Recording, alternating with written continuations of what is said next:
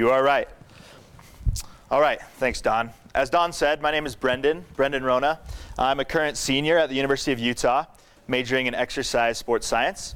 And I am also a research assistant currently at the Rocky Mountain Center, just over here at the University of Utah. So as Don said, we did a study at the University of Utah with truck drivers, a cross-sectional study. And this is an analysis of the cardiovascular risk factors associated with these truck drivers and a possible relationship as well with their accidents. So a little background information. Cardiovascular disease, it's a systemic disease, as we've kind of discussed. There was a project yesterday on it. It's a disease that affects blood flow, can stop blood flow in arteries, can lead to heart attack, lead to stroke, lead to other disorders. Cardiovascular disease is very prevalent right now in the United States. It's the #1 killer in our population, with around 610,000 deaths per year. With truck drivers, there's around 3 million long-haul and short-haul truck drivers. Long-haul truck drivers are drivers that drive greater than a radius of 100 miles from their station. Short-haul drive within that radius of 100 miles. So that's a relatively large population.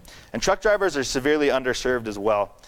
They report high rates of obesity, as we'll get into, high rates of cardiovascular risk factors such as high blood pressure, a sedentary lifestyle, poor diet. And their lifestyle could potentially play a factor in their ability to keep the roads safe. In 2012, the Department of Transportation reported 333,000 trucks being in motor vehicle accidents. With those accidents, there were around 104,000 injuries. And about 79% of those injuries were actually people that weren't driving the large trucks. They were either non-occupants, such as pedestrians or cyclists, or drivers of other vehicles. So that could potentially be a public health concern, the health of these drivers. So as I kind of stated at the beginning, our study objective was to assess the cardiovascular risk factors using the Framingham risk scale to assess the potential relationship between the risk factors and the accidents among truck drivers. So our population consisted of 817 drivers from throughout the country. So our participants were enrolled from 2008 to 2011 at various truck stops and truck shows, trade shows throughout the country. We actually recruited in 6 states: Texas, Kentucky, Iowa, Wisconsin, Utah, and Nevada. So we kind of had a diverse population of truck drivers. They were from all over the country. Truck drivers come from all over, drive all over. Even in a week, they could drive across the country. And here we just have a few pictures. Here's a research assistant helping one of the drivers fill out a consent form. And we use the computers to do some questionnaires. As well as the picture on the left, we have some blood measurements being taken, as well as blood pressure. So the enrollment were current truck drivers with a current commercial driver's license, or CDL, who were equal to or greater than 18. I didn't put the equal sign there. We used a computer-based questionnaire to assess psychosocial factors, demographic information, family history, physical activity, among a number of factors. Anthropometric and blood measurements were also taken. These were taken objectively by research assistants and certified testers. Anthropometric measurements included height and weight to calculate BMI. And blood samples they collected, we used them to analyze total cholesterol, HDL, some other factors as well. But these two I mentioned here because they were part of the cardiovascular risk profile. So these cardiovascular risk factors were taken from the Framingham Heart Study. The Framingham Heart Study was a study started in 1948 with a large cohort of patients, followed for 10 years, and it's continuing today. It's quite amazing. But they have figured out which risk factors contribute heavily to cardiovascular disease. So using the National Heart, Lung, and Blood Institute, which was actually the institute that funded the Framingham study, we gathered risk factors, and we used a point scale from them. So the cardiovascular risk score, it's an estimate of the likelihood of developing cardiovascular disease within the next 10 years. So the risk factors we assessed were HDL levels, HDL cholesterol levels, total cholesterol, gender, age, smoking, blood pressure, along with blood pressure medications. So the scale, it's a point scale. So for example, if you're a male aged 20 to 34, you receive -9 points for your age. If you're a smoker, ages 60 to 64, you receive 2 points for smoking. If you're a non-smoker at the same age, you receive 0 points. So these points were then summed, and based on the sum, clicked ahead. Based on the sum, for example, a score, if you had 11 points as a male, total, between HDL, total cholesterol, blood pressure, you had an 8% chance if you had 11 points, and so on. And the points ranged, and the scores ranged from 0% to 30%. Our outcome variable was accidents. So the questionnaire assessed accidents. So the accidents were measured subjectively. The question was, have you ever had any reportable motor vehicle accidents as a professional driver? So the accidents were accidents while being a professional driver, but also reportable. So a DOT reportable accident is understood by truck drivers and defined by the Department of Transportation. There are 3 criteria. Either there has to be a fatality at the accident scene, there has to be a bodily injury that requires immediate medical attention, taken away in an ambulance, medical treatment on site, or damage really beyond driving away. You need to have a tow truck available. So based on these 3 criteria, the accidents were defined. So as I mentioned, the risk points were summed to give an overall risk score. So the risk scores ranged from less than 1% to greater or equal to 30%. And that was used to quantify the cardiovascular disease risk. So that was our exposure variable. When we looked at the individual scores, they ranged from 0 to 30. And some scores individually, such as 17% and 22%, had very, very small numbers. There were 1 driver in these groups. And due to that, we weren't able to have a stable analysis just with the individual scores alone. So we actually collapsed the scores, so there was close to 100, or as close to 100 participants in each group as possible. And that left us with 7 groups of risk, ranging from lowest risk to highest risk. Our statistics were analyzed using the SAS 9.4 software. Using this software, because it was a cross-sectional study, we used odds ratios and 95% confidence intervals to assess significance and relationships between the different groups of cardiovascular disease risk. We ran analyses both univariate and multivariate to account for potential confounders that could be found in the population and with the relationship. So here's a little demographics table. Use this little laser pointer. So our mean age was 47.2. Most of our participants were male, around 86%.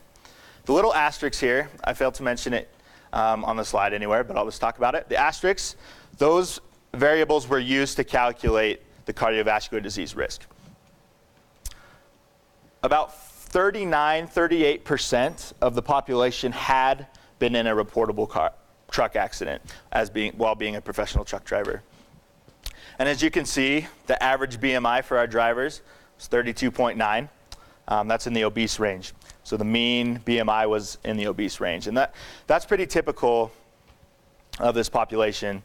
As we've looked at other studies, it's just obesity is very prevalent in this population. And obesity plays a risk factor for developing other risk factors such as high blood pressure, low HDL, high total cholesterol. As you can see, the HDL numbers, 36.6, is also low as a mean.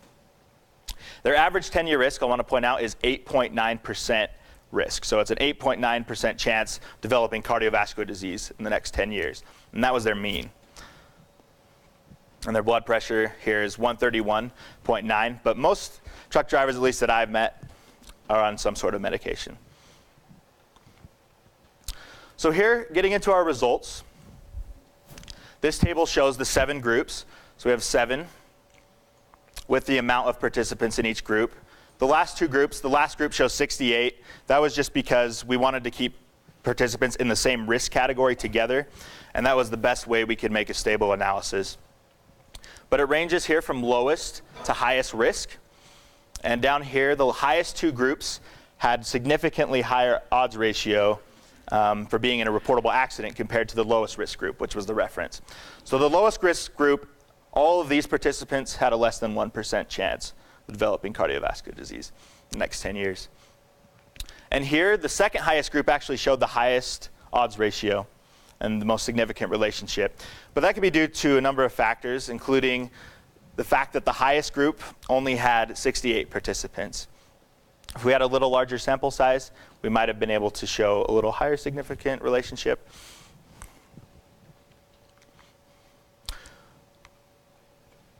The individual scores, although they weren't able to be analyzed against the reference group necessarily due to power issues because there weren't enough participants, there was a significant increase in the prevalence of the reportable accidents as we increased the cardiovascular risk throughout the whole population. And that p-value was 0.019. And that showed that for me, it made me interested in looking at a prospective study, looking at if there really is possible causation between the cardiovascular risk factors and reportable accidents. We analyzed many potential confounders. Confounders range from sleep apnea, which has been shown to be related to accidents in truck drivers, depression, sleep problems, problem at work, cell phone use in the city, alcohol use, drug use. And when analyzing these confounders, cell phone use while driving in the city, so within city limits, was found to be the only potential confounder that showed a significant relationship when analyzed in this analysis. And that p-value was very significant, 0.0015. But it also makes sense when I was thinking about it, that more you use your cell phone, more distracted you are, less likely you are to be able to control a vehicle. Hence, cell phone laws as well with driving. There are a few limitations with this study. This study is of cross-sectional design, so just a snapshot in time. We're not able to determine any causation. Just look at relationships using odds ratios. The accidents were self-reported. We had to collapse scores together due to power issues to provide a stable estimate. And a prospective design is really needed in this research to assess the true relationship between the cardiovascular risk factors and accidents.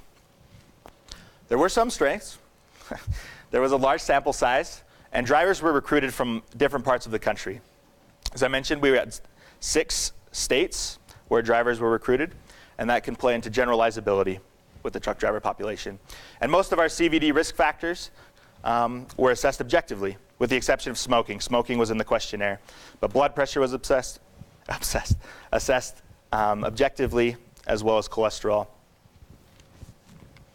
So in conclusion, truck drivers who show a greater risk for cardiovascular disease according to the Framingham scale do indeed report more accidents compared to those drivers who are at lower risk. And I would just like to acknowledge Dr. Kurt Hegmann, Dr. Matt Thiese for their help with this project and with the data collection, as well as Don for allowing me to present today at NORA, and also the Rocky Mountain Center for Occupational Environmental Health. And here's some references. Do we have any questions? So I knew I was going to ask you a question, but Please. I thought that I asked it yesterday. So Good. First of all, thank you for the presentation. I think it's very, very interesting. You've done some really interesting work. For future work, you might want to also look at the response variable was biology, whether you had an accident or not. Yes or no. Mm-hmm. So I'm assuming the higher your risk factor, your CVD risk factors, the older you are, the more you've been driving more, Mm-hmm. so you're more likely to have had an accident. Mm-hmm. So if you have some way to normalize that into an accident per 100 miles, 100 million drop, 10,000 miles driven, whatever the Mm-hmm. number is, then you might get a very different perspective. I really like that idea. And I think looking at that in a prospective design would be helpful as well. And you could even calculate relative risk with that as well. Accounting for 1,000 miles, 10,000 miles, probably 100,000 miles with this population driving such far distance. Yeah, thank you. Other questions back here?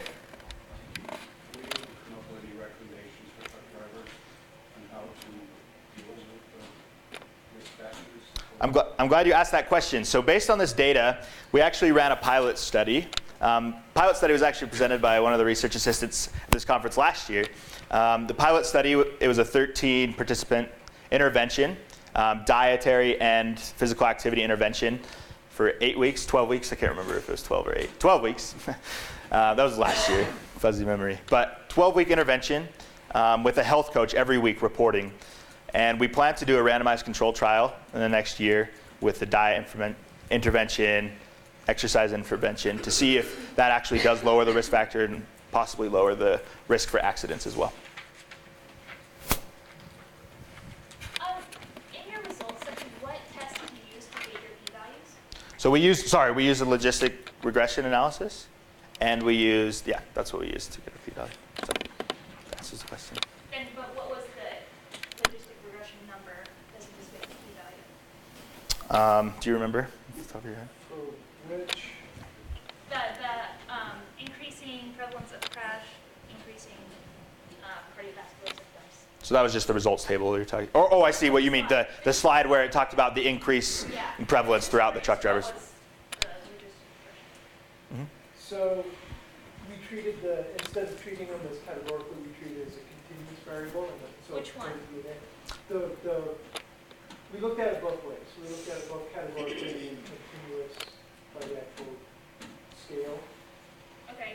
So we can talk about it after. Yeah. Does that make sense? When we had the 7 groups, those were categorical. But when we analyzed it across the entire population, we used a continuous variable. So the cardiovascular risk was used as a continuous variable. We can talk after, because that's very interesting. Last question, Don? Time for one more? Yes, okay. we do. So one other thing, I don't know, I'm not sure if you looked at it or not. Did you see any difference in the prevalence of accidents based on whether you've driven more, like longer? So you would expect to see someone who's driving, 8, 10 hours a day, long distance, versus you're driving more like city. There might be some differences between the two groups. Did you look into that? We didn't really look into that, and that is also could be a potential confounder as well, because obviously the more you drive, more likely you are to have had an accident in the past. Did you have a question? Yeah. Did you look at whether they were the cause of the accident or somebody else caused it? We didn't, no, and that's a great point as well. It would be interesting. I didn't really look in the DOT's the numbers with the 333,000 accidents, how many were actually caused by the drivers, how many weren't. But that's an interesting analysis as well. That would be very interesting. So. Great. Thank you, Brenden. Yeah.